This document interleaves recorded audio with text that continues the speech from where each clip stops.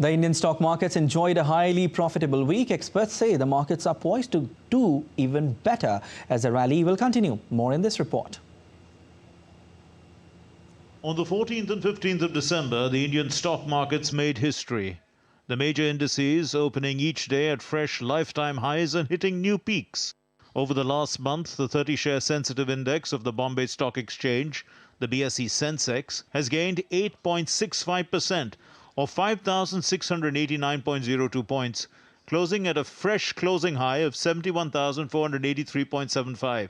It hit a new lifetime high on December 15 of 71,605.76. Similarly, the broader 50-share index of the National Stock Exchange, the Nifty, gained 8.74%, or 1,724.85 points, closing at a new closing high of 21,456.65 and hitting a fresh lifetime peak of 21,492.30 on Friday.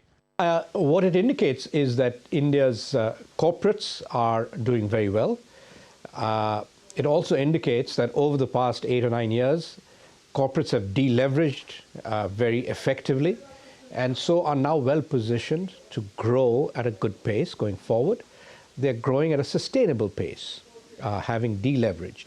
And you're seeing very strong corporate earnings growth, which of course is ultimately dependent on the strength of the economy.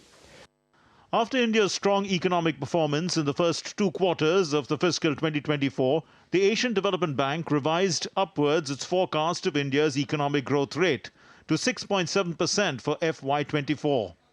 With the economy likely growing over 8%, you have very strong corporate earnings growth, and that translates to a good stock market performance. This is a very different kind of stock market. If you look around the world, there have been speculative surges in other places. But India has outperformed most emerging markets in the last 10, 20, 30 years, in any sort of horizon you look at.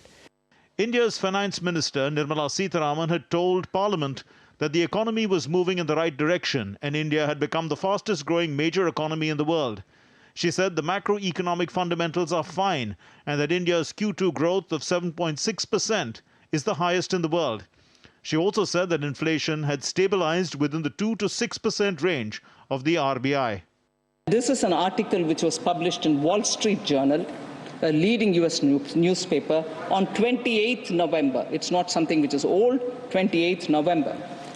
The title of that article was interesting. It said, virtually everything has gone right for India. And in that it says, rupee has lost, and I quote, rupee has lost less than 1% of its value against the US dollar this year, compared with the decline of more than 3% for the Chinese yuan, a roughly 9% fall in the South African rand, and an 11% slide in the Japanese yen.